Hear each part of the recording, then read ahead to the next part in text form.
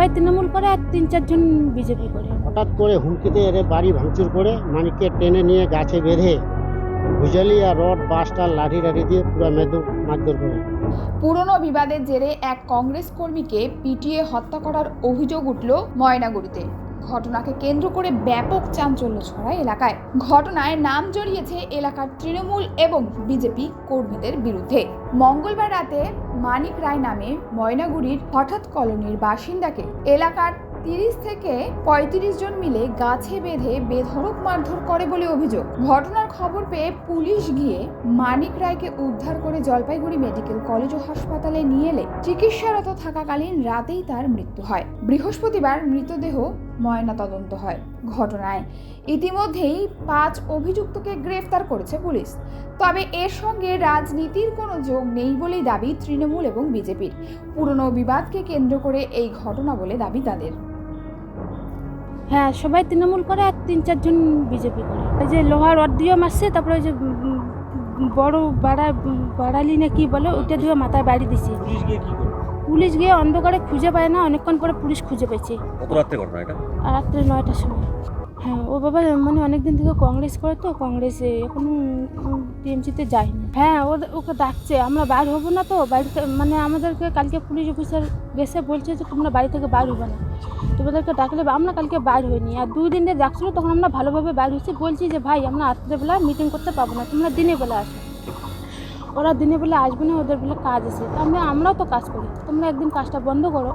ওরা করবে না, ওটা দিনের বেলা করবো না, মিটিং করবে না, রাত্রেবেলা করবো। আমি বলি কেন রাত্রেবেলা ওরা করবে? তা বিকাল 3টার সময় টাইম দাও, 3টা থেকে 4টা, এরকম করে আমরা মনস্থ করতেছি। আমি বলছি যে এই রবিবার দিন আমি বসবো। আমার এক দাদা, ও বাইরে গেছে, ও চিকিৎসা করবে। ও বলছে আমরা তো বাড়িতে থাকবো না, বাইরে যাচ্ছি, তো রবিবার দিন টাইম দাও, ওই লোকেরাকে রবিবারে আসতে বলবো। ওরা এতদিন ওরা দেরি করবে না। তারপরে কালকে জোর জবরদস্তি বাড়িতে ঢুকে আমাদেরকে ডাকতেছে, আমরা বাইর হয়নি। ওরা আমাদের ঘরটা ভাঙিয়ে ওর বাবাকে টাইমে বাইর করলো। আমার বাচ্চা কাচ্চা সবাই বাইর হয়ে ওর পিছনে চলে গেলাম। আমাদের চোখে টুকি সব টাইমে বাইর করলো। আমাদের জমির যে একটা কাগজ ছিল নতুন করে আবার বাইর করছে, ওই কাগজটাকে ছিঁড়ে ফেলছে। কারা এরা? ওই ছেলেগুলো। তারপরে ওর বাবাকে টাইমে নিয়ে মারতেছে। আমি বলতেছি ওকে মাইরো না, তোমরা যা বিচার করবা, মিটিং করবা, কালকে দিনের বেলা আসো। রাত্রেবেলা আমরা এগুলো মিটিং করবো না, আমাদেরও লোকজন নাই, তোমাদের লোকজনও নাই। ওদের সাথে কি মানে সমস্যাটা কি? সমস্যাটা ওই কেস কামারি। কি কেস? মানে ওদের ওই যে কেস হলো, ওর বাবা হলো একটু হ্যান্ডিক্যাপ, তো হ্যান্ডিক্যাপ মানে পরিবেশকে একটু ভালো করে চলতে বলে। তো ওর বাবা একটু মানে এখানে নোংরা করতে দেয় না, এইটাই হলো মেন। এই প্রথমে এরা 5 বছর আগে একটা বাড়ি ভাঙচুর, মানিকের বাড়ি ভাঙচুর হয়েছিল। সেটা হলো টিএমসি বিজেপির লোক মিলে আর কি, পাড়ার প্রতিবেশী মিলে। এবার মানিক বাড়ি ভাঙচুর করার পর ভয় চড়ে এবার শিলিগুড়ি যায়। ওইখান থেকে 5 বছর কাইটে আসে। এবার পার্টির সহযোগিতায় সেই মানিক চলে আসে এখানে।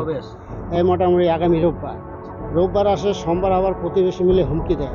আবার সোমবার, মঙ্গলবার, বুধবার, কালকে রাত্রে হঠাৎ করে হুমকিতে এর বাড়ি ভাঙচুর করে মানিককে টেনে নিয়ে গাছে বেঁধে ভুজালি আর রড বাসটার লাঠি দিয়ে পুরো মারধর করে।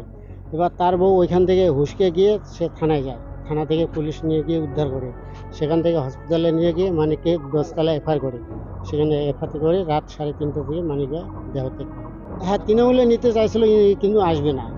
তার মধ্যে ওই যে 5 বছর আগে যে বাড়ি ভাঙচুর করেছিল মানিকের 8-10 জনের নামে ডায়েরি আছে। ওই লোকগুলাই কায়দা কৌশল করে ওইখানে নাম আছে ওদের থানায়, ওই পাড়া প্রতিবেশী। হ্যাঁ, যাদের নামে ডায়েরি করা আছে। দেখুন, মৃত্যু অত্যন্ত দুঃখজনক ঘটনা। বিশেষ করে এইভাবে রাজনৈতিক মৃত্যু বাংলায় নতুন নয়। আমরা যারা বিরোধী রাজনীতি করি তাদের আমাদের বারবার এই মূল্য চুকাতে হয়েছে। আজকে ময়নাগুড়িতে আমাদের একজন একনিষ্ঠ কংগ্রেস কর্মী এই দুঃসময়ে, যিনি আমাদের হয়ে পঞ্চায়েত ভোটে লড়েছিলেন এবং পঞ্চায়েত ভোটে হেরে গিয়েছিলেন, এরা ঠিক, কিন্তু একনিষ্ঠ কংগ্রেস কর্মীকে আজকে ওই এলাকার তৃণমূল কংগ্রেস কর্মীরা যেভাবে গাছের ডালে বেঁধে রেখে লোহার রড বা অন্য জিনিস দিয়ে আঘাত করে মেরে ফেললেন, তা আরেকবার বাংলার গণতন্ত্রের যে নগ্নতা, সেই নগ্নতা প্রকাশ পেল জলপাইগুড়ির বুকে। হ্যাঁ, দক্ষিণ বাংলায় এই ধরনের নগ্নতা প্রতিদিন প্রকাশ পায়, এই বিষয়ে কোনো সন্দেহ নেই। কিন্তু বিশেষ করে উত্তরবঙ্গ বা জলপাইগুড়ির মতন জায়গায় এই ধরনের রাজনৈতিক খুন আমরা চিন্তাই করতে পারিনি। তবে আজকে এটা স্পষ্ট যে জলপাইগুড়ি যে ঐতিহ্য, সেই ঐতিহ্য পুনরুদ্ধিত হলো।